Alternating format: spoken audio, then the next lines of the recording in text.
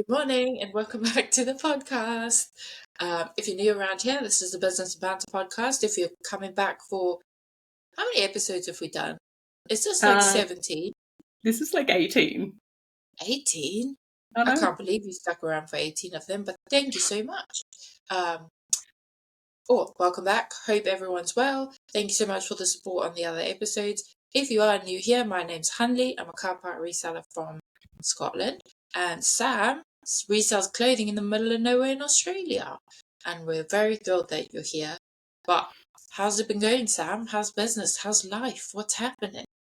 Well, I would like to address the fact that you don't call me like your podcast pal or like any like nice things anymore. So I guess after 18 episodes, that kind of like went downhill. Listen, the novelty's dead. And honestly, that was just extra effort. So as much as everybody loves a gimmick, if it's one that changes every week, I don't have time for that. Maybe it's the early time slot. It's just not working out.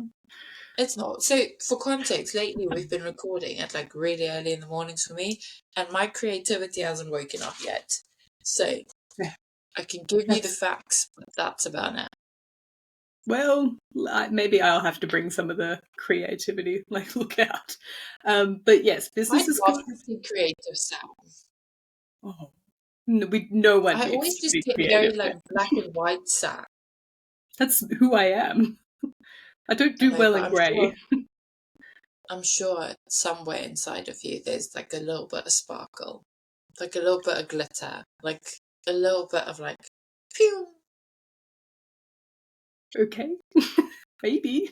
But I guess we talk about business. I'm creative, I guess, in the way that I manage my business and how I have to pivot, but it's still very black and white. I don't have like sequins on when I'm doing it. Wow. Very inspiring. Anyway, business is good. Life is good. How's it for you? Good. Yeah, we're getting on. We're doing it. Like Q4 has been a bit slow, but when I say slow, I have to say I'm still up on last year and I'm still making money every week. And you know what? Sometimes that's just good enough. Yeah, totally. Yeah. For a change, I actually brought the topic for this week to give you a bit of a break, which was nice. I like that you act surprised when you already knew. Listen, they don't know that. They don't know that. They think you surprised me and this is fab, and they don't need to know. Stop giving them context to everything. Just let them roll with it. They don't know. They do now. Unless you make me cut it out like you did last week. Oh, yeah. Shh. Could go. Anyway, this week I wanted to discuss how to choose your own business model, or how to pick what business model is right for you where you live. And also, sometimes a business model just kind of happens to you. Oh, totally. You run into the business model. Yeah. That's kind of what happened to me. But what did you base your business model on? Because I know when I started off, I based my business model off of whatever YouTuber and Facebook reseller was doing. Well, that's precisely why I wanted to discuss it. So when I first started, I just based my business on what I saw Australian YouTuber resellers doing. I originally tried to do media, but the ability and viability of that is just not very high here.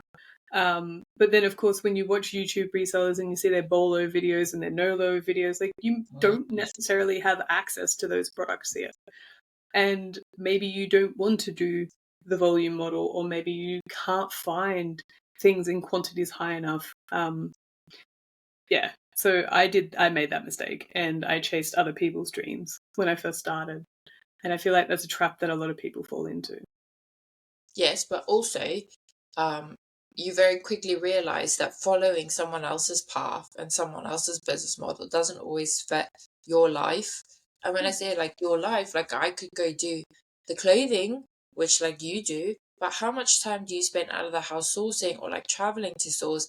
And that's just unrealistic for me with 3 kids, like, and a husband that works full time. Absolutely. And I realized very quickly that what we see on YouTube is just like a snippet of someone's day. So it might be like a pick and pack video, or it might be like their sourcing trip, but you don't see the car ride for 4 hours to go sourcing in that location, because that would be incredibly boring. And I don't think that anyone would actually watch that. But you also don't see the post afterwards, which is like the laundering of the clothing, the preparation of them, the storing of them, the putting away of the items, if you're doing clothes, you're averaging at least 12 photos per piece of clothing. So if you're doing 10 a day, it's 120 photos that you have to take per day. I don't imagine that you have to do that many with car parts. I do, some of them, yes, but most of them, no. I don't think it requires as many photos as clothing. There's not as many nuances with especially because they're new. Yeah. So like where you take photos to show condition, I don't necessarily have to include those photos because they're new. Yeah. And like including photos of the size or the SKU location, just so that you don't actually lose the product. Like, we don't see all steps on YouTube. And that's why I think that perhaps people get a little bit glamatized, I guess. Is that the correct word? I don't know. Yes. Yeah. And then you're like, oh, I'll go do that. And then you only see that small snippet. And then when you try and reenact it, the steps to get there actually take a lot longer because you're not seeing that person at 10 o'clock at night folding clothes after they're laundered and they've had to bring them back in, or after the rain has come for 3 days and you can't actually get anything dry and you're at a laundromat. Like, it's not exciting. I think that's why so many people also start and give up though, because what will happen is they'll see the highlight reels on social media and then they'll start doing the business. And then as soon as they get to the point where they're not getting results, they start finding out that actually this is a full-time thing if you want full-time results. Like it's not, oh, I nipped off to the charity shop on Saturday and I got 2 bangers and I listed them and now I'm earning £3,000 a month. Like that's just not how it is. And then that's when a lot of people, I think, throw in the towel because this is a full-time thing if you want to do it consistently and listing every day. And if you're just out in the charity shop for hobbies because you enjoy it and you're picking up stuff at the car boot and you're listing them, then that's a different story. But the amount of background work that goes into my business just on a daily basis, the amount of daily tasks that just have to get done means that this has to be a full-time hours job for me. Yeah, and I would love to know, because obviously yours is a very niche product and you started with stuff that was around your house that was car parts. I would love to know the journey that you took to be able to find and get to where you are to make that business model fit around your life, because obviously it's a different niche than everyone else that I watch on YouTube. And especially for a female as well. Like, I imagine it's a very male-dominated industry. And how you got to be to the point that you are, where you are acquiring these new car parts, which I don't imagine is easy. I think it would have been easier if I fell into a different niche, but I didn't. So I started selling the stuff around the house. Eventually, after like 3.5 months, we ran out of stuff to sell. And so therein was the question, where do you get more stuff? Like this is in the height of the pandemic as well. So where do you get more stuff to sell? Where do you buy new car parts in lots to sell? So I did what anyone does, and I went to eBay and I googled car part job lots, and I found a bunch on there, and I decided to buy all of them. And I found out very quickly why people put lots on eBay, because it's rubbish they couldn't sell. So that was a bust.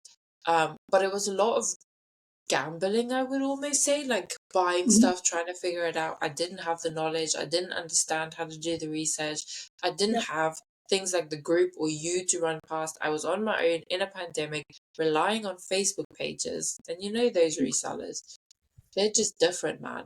And so it was very much trial and error and at that time I couldn't go out to find like clothing and stuff to resell because we were in the pandemic, right? So there were no car boots, there's no charity shops to go to. But I also realized really quickly, if I want to make this work, then because my husband works full time, I'm gonna have to do it around the kids. And at the time, my youngest was like 6 months old. So I still had a proper like baby as well. And it was just a lot of how I started to find decent lots was I would just start messaging people. People have stuff like lots for sale on eBay or Facebook, and I would start messaging them like, have you got any more? Have you got any else? Have you got any And in the beginning, the sourcing was very sporadic because it took me ages to try and find stuff. But you just kind of build contacts from there. But I think the fact that I couldn't go out and change the niche and go try to Yeah. find, because what I saw on YouTube was everything sellers and clothing sellers. And if it wasn't for the pandemic, I would have thought, oh, I could take her to the charity shop with me and go see if I could find stuff, but that wasn't a choice. It was all shut anyway. So I Mm. just kind of tried to roll with what I was doing, and it was a lot of trial and error, and there were lots of times when a business wasn't a business. It was like a money pit in the beginning, but I think the basics of my business now is still the same as it was then. I'm just a lot better at doing it. So the basics in the sense of like you essentially do cold outreach to find what you're looking for. Yeah. So Yeah. basically, I get all my stuff. I have one or two regular people that I get a lot of stuff from, but then a lot of my stuff just comes from canvassing, calling Yeah. people up, messaging on Facebook, messaging on eBay. A lot of my, and then I know I always say like I don't have to go out sourcing every day, which I don't, but every day I do spend time scrolling Facebook Marketplace and Yeah. eBay and like messaging people, and I have a register of body shops that we email, and like I do spend time every day networking. I Yeah. just get to do it from home. And see, this is really interesting because that's a business model that doesn't really work for me because I don't really want to have to talk to people every day. Like, and I know that sounds bad, but like, I used to work in a very people forward position, and now I really like the quiet and the thought of having to pick up the phone every day and call to try and find new contacts. That like, it's a very small town. Like that doesn't work. I could call like maybe 5 mechanics. That's it. So if I was to see your model online, that doesn't fit my personality type, but it also doesn't fit my location. So, and that's important. People need to understand that your location plays a big part in this. Huge. Like the stock you have available in your location plays a big part. Do I think there's workarounds and you can find ways to make it work? Yes, I do. But even you that are able to get this mass amount of clothing to your location in the middle of nowhere, you're not finding the same items as the Americans are finding. You're not No. finding the same items as someone who lives in the center of Sydney in a No. in the CBD. Like, no, Yeah. even if you're able to find stock, you're not necessarily going to find all these bolos and things that people rave about on YouTube. And a lot of people find that very discouraging. Like, they'll watch these people, they'll say, I've never found that, I don't find that, that's not in my area, that I'll never find, that's not available, that's not true. And they get really discouraged. Instead of trying to find, but what is available in your area? What do you have that those people don't have? And there's so much. Like when I started peeling back from trying to copy other people to, okay, this is what I have available. There was a few political things happening in Parliament here, and I was able to source directly into one of the two camps, the yes camp or the no camp for that, for free. But because it was free clothing here, it wasn't on the coast. So I was able to acquire them in massive volume, and they were just selling so fast on eBay because it was topical. But if I just stayed narrowed to what other people were doing in different parts, then I wouldn't have been able to build to the successful business that I have now because I would never be looking for those products because no one talks about the fact that they are highly desirable.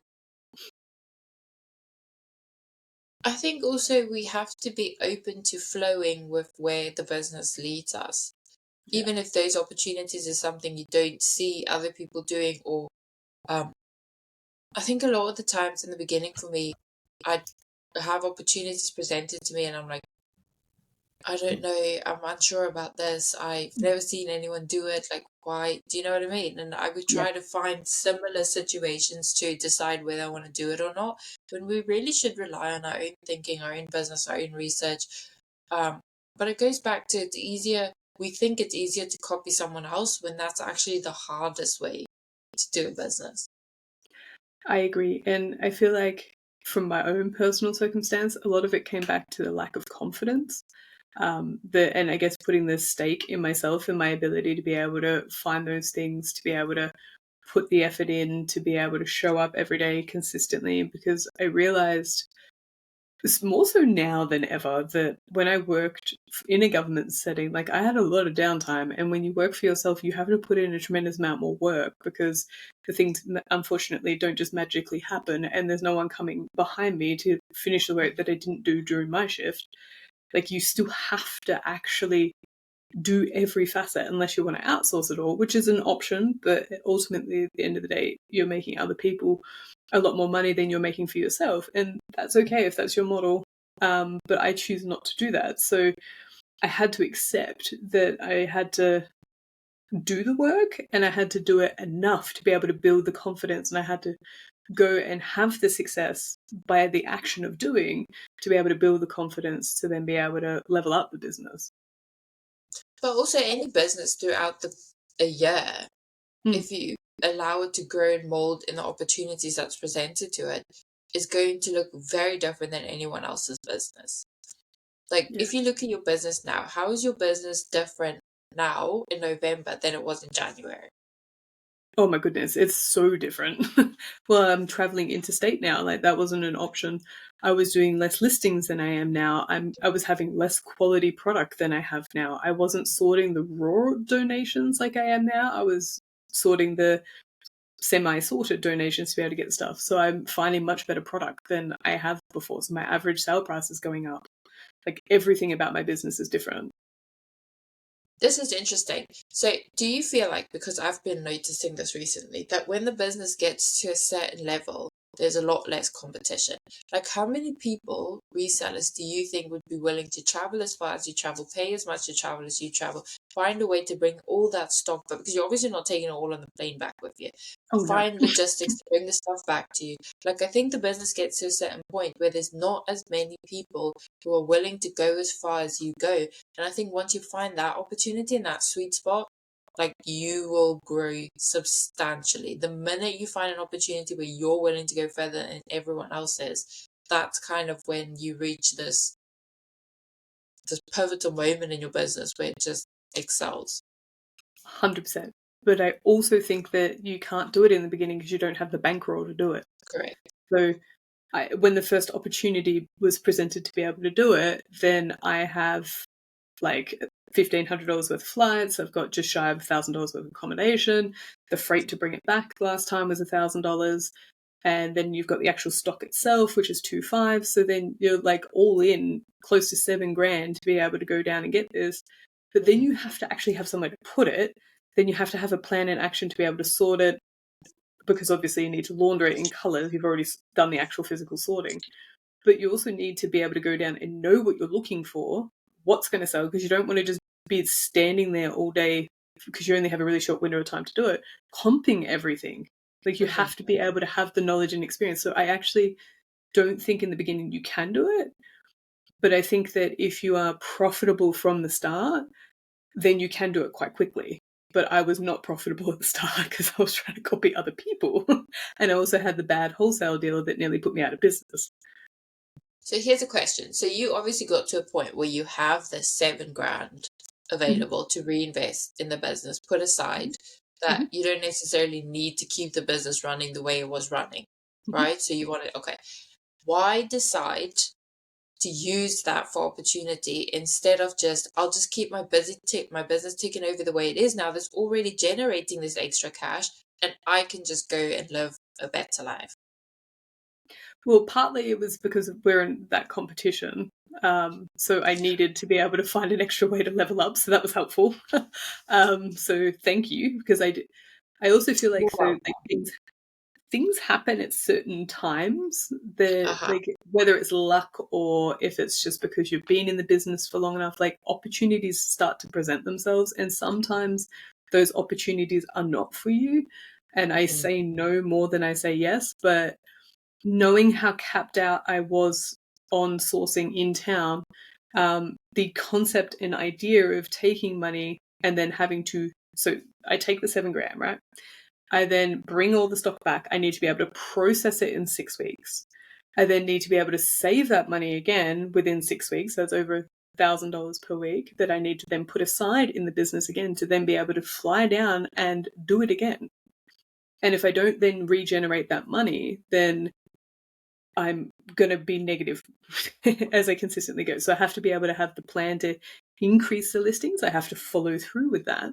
So when I allocate the 7,000, it's a lot of money to then just have sitting in my shed at the storage unit. Like that's a silly plan. Like I need to be able to process it and move it. But if I wasn't in the competition with you, the plan this year was to sit and stack the cash and invest in alternative things outside of the business. So if I wasn't in the competition, I probably would have passed, which is interesting. That's interesting. That's very interesting. So, I just want to clarify for people listening, she's not doing this just to generate turnover for the competition. She is actually making money out of this. It just turns out that I made her a better person. And that's not how she put You made the it. That's business what she bigger. meant. You made my business bigger, and I appreciate that because next year is going to be a wild ride. Well, that's the thing, though. So is the plan next year just to sit and stack the cash then? Yeah, so I'll just keep doing this, and next year I'll just stack the cash. So I just delayed what I was going to do by a year. But this time I will then stack more cash than I would have if I did it this year. So the output for the input will become much greater. Where's your ceiling? In terms of gross sales? In terms of like daily production, like where do you realistically think you can get this to before you're going to say, I'm tapped out with eBay side, I'm stacking cash, I need to find now other outlets to start turning this money because I have so much extra money, but I cannot do any more during the day. So I cannot reinvest that money to my business because every business is going to get there to the point where you're making more money than you're able to spend in the business because physically you cannot do more than what you're doing. I will say that you can spend more if you choose not to list it, but then you just have a storage problem. My absolute floor to ceiling is 120 a day by myself based on how I operate the business currently. So I would have provisions to be able to increase a little bit more. But there's a number of factors like laundering it takes time. And like I time how long it takes me to hang laundry outside, and there's like an hour a day. So I mean, I can buy that back by buying a dryer or two dryers even, and then I just whack it through the dryer, which gives me back the time. But then the overheads of electricity and the actual appliance is a factor that you have to take into consideration because it takes away from the bottom line. But the ceiling is 120. That would be over $1 million gross sales per year. And in terms of storage, it wouldn't increase my overheads in that department too much. It would be more the acquisition of the stock for the extra 30 a day. So I'd either have to go away more or I would have to find some sort of wholesale or something to be able to bring some extra product in. Yeah. Is there any plans for your partner to join the business or would that just be you on your own? Because I know she travels with you, though. Yeah, I get she does invoice me for that time, which is helpful. So that's a factor that goes in because she has to give up work to be able to go. But within that, we did discuss if I wanted to go past the 120, I would need more time. And if it looked the way that because I did the numbers on what that would cash flow, that'd be absolutely crazy. She would come on as the full-time postage person. So that would free up essentially the morning so that I could either source the raw donations more or at least be able to plan and work out how we're going to acquire the extra product from the 120 to 150. Yeah, I think the first thing to hire out is the postage because it's the easiest thing to teach someone, isn't it? Yeah. I mean, really, it's the lowest risk one as well. Is it though? Like, because if you send someone the wrong item, now there's defects, and like, I also, on the one hand, I'm like, it should be easier to teach someone, but it can also go so wrong. And I know that she won't make it go wrong. I'm talking about bringing an outsider in. Like, my issue with bringing someone into my business other than my husband is no one's going to care about my business as much as me. No one's going to check as much as I check. No one's going to be as precise as I am because no one cares about your business as much as you. It's just a job. Exactly. Even if you pay them a lot of money, it's still just a job at the end of the day. Like, they can go get another job. And here Yeah. there's a lot of competition. Like there's a lot of empty positions because the town's population is consistently shrinking. So finding someone to actually fill that position that cares is going to be extremely difficult. So I personally wouldn't be able to hire anyone outside of like the relationship. It's not gonna happen. Yeah. I see that happening a lot though. I see a lot people have businesses, they then start hiring people. But I'm gonna say a lot of the times I see people hiring people, it's because they just don't want to do it anymore. Yeah. Instead of I'm not able to do it anymore. Like me, honestly, I don't want to do the shipping anymore. It sucks. Shipping car parts is absolutely sucks. I can go say I can hire someone, do my shipping, and I at one point I was thinking about it, but the truth is I'm still at the point where I can do it. Yeah. Like it still fits in my day. Yeah. I just don't I want to get do that. it. And I think there's a lot of times when people run into trouble because they hire people to do stuff they just don't want to do instead of I can no longer do this. I agree. And I don't like most parts of my business, but I do them because that's what my business is. And while it's probably not the best thing that I don't like all aspects of the business, like the opportunity that it provides me is just second to none. So I grin and bear laundering things, which then makes me never want to launder anything of my own because I'm just so sick of doing laundry, but I still have to do it. And do I want to measure everything? No, I just want the person to buy the product, but to get them to buy the product, it has to be presented in the best possible way. And if that means that I have to sit there and learn new key terms, then that's what I have to do to get that product to sell. And I have to be appreciative and not try and just replace myself at every single second, because this opportunity, if we do it right well, is just an amazing, incredible opportunity that can change the course of not just our lives but the people around us. Yeah. And I think that's a daily struggle for me as well. Like, I don't want to do any of this. But then on the other hand, I also don't want to do nothing. Like, me doing nothing every day Yeah. does not appeal to me. Like, it does on days I don't want to do stuff, you know? But that's about it. If I was doing nothing, I was supposed to be a stay-at-home mom. And then I hated that so much that I grew this whole business. Do you know what I mean? Like, not I do. hated it. I didn't hate being a stay-at-home mom. I hated not having something to work towards or goals and stuff. Like my kids, obviously, I adore my kids, but when you've got like a 6-month-old baby, I don't know if you know this, but they don't do much. No, Like, they don't. no, they, like found the days very mundane, and that was very hard for me to deal with because I'm a very driven person. I like to think about things. I like to do things. I like to have goals. I like to. So as much as every morning I wake up and I was like, oh, I don't want to do this. This is ridiculous. If I didn't have it to do, I'd probably be very sad. And imagine you having to go back to employment. Like, you were an Oh, executive assistant before you came into this. Like, could you imagine going back to that? I don't think I could. I think now, having run my own business, it'll be very hard to work in someone else's business. Yeah. Like, how Yeah, do I you hear that. transition out of like? I mean, I would if I have to. I'm not above having a job, and lots of Mm. people resell and have a job. And actually, in the beginning, that's the best way to do it. Oh, Like, yeah. have a job, resell on the side. But I think my personality, where before I had my own business, my personality was very suited to, working, being an assistant, working with someone, um, in that type of role. I think I've grown so much as a person that I wouldn't be able to just go back into that. I don't think you could take direction from someone either all See, day.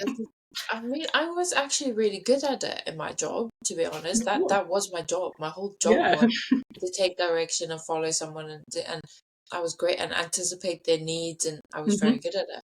But now, I don't think I could, like, that would be very hard for me to, like, go back to having to be in kind of that serving role again. Yep.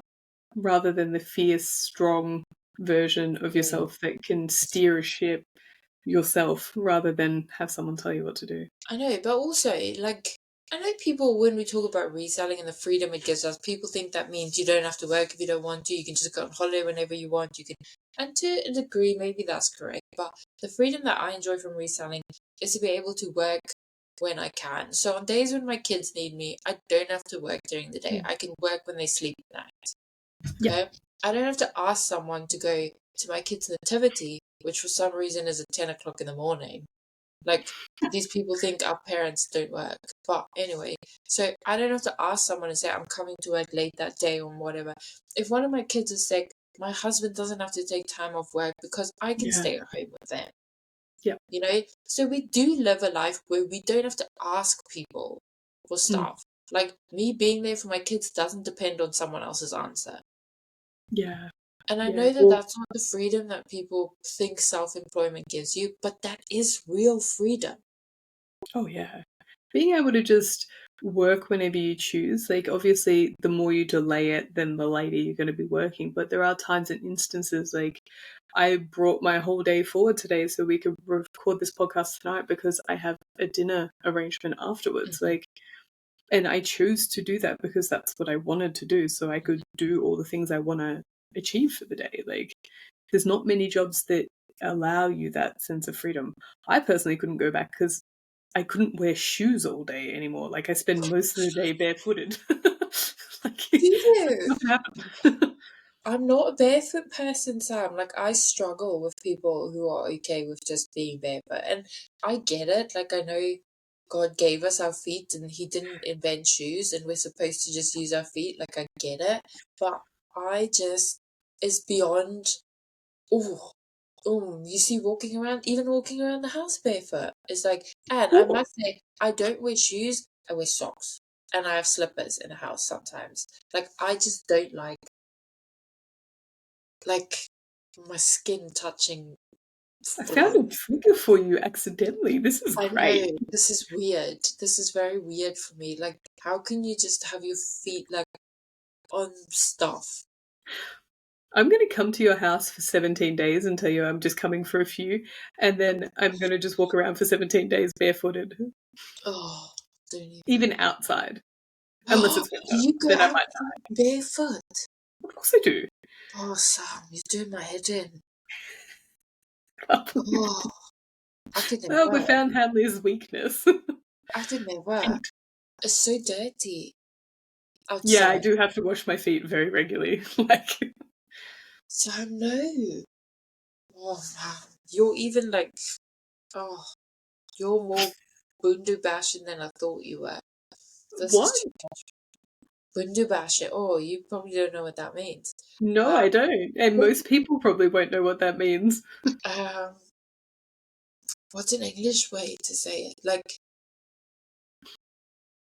in the bush, in nature, in like Like a I don't hippie? know. Do you know that sometimes in different languages there is no word for it in English? Like they just haven't.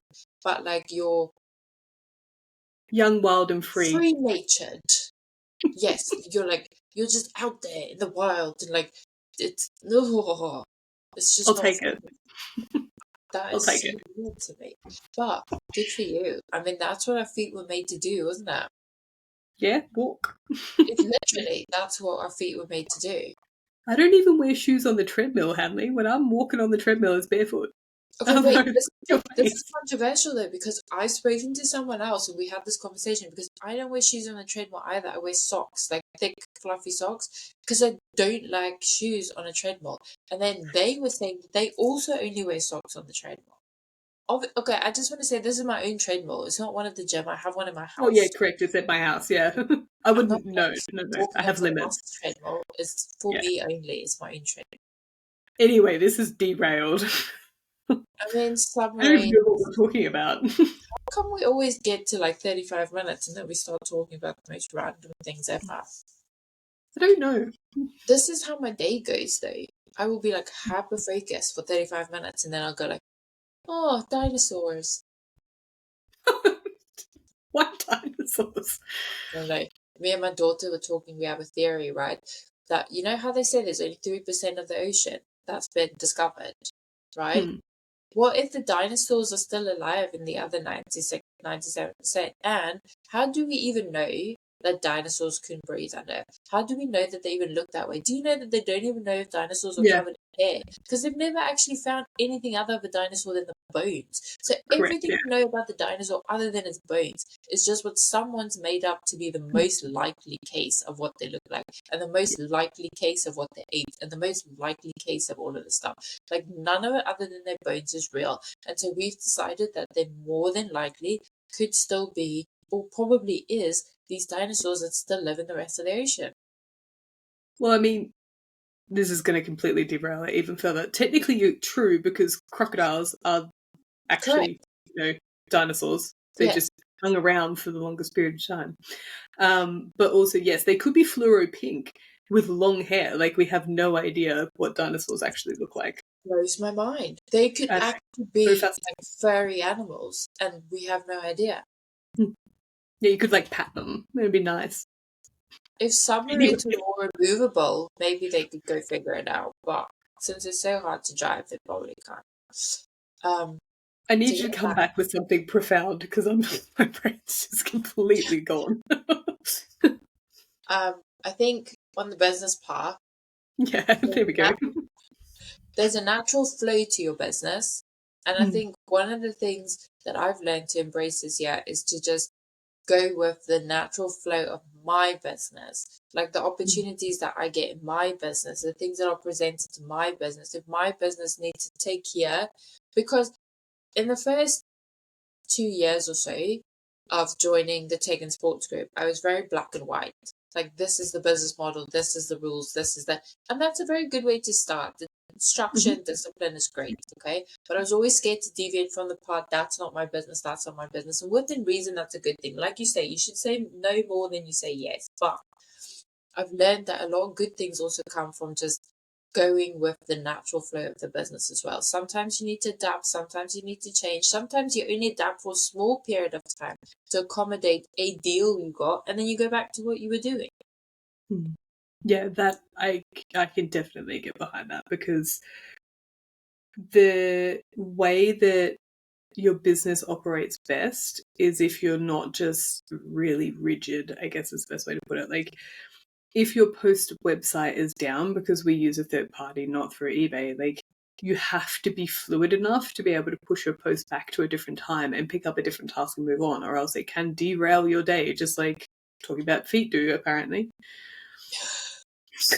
They really do. That's so weird.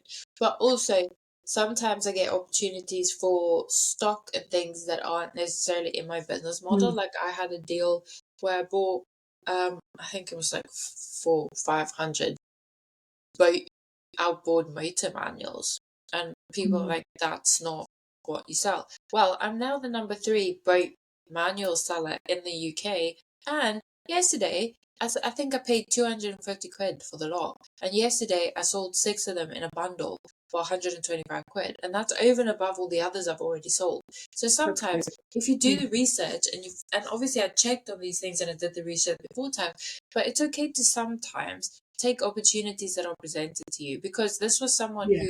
who my husband obviously works at tugboats, and this person was servicing boats in the marina in like the I don't know, the harbor, and he just said, well, he's closing down his business and he'll get rid of it. So that was something that was just presented to us. Yeah, wow. Keep your Yeah. eyes open for those opportunities as well.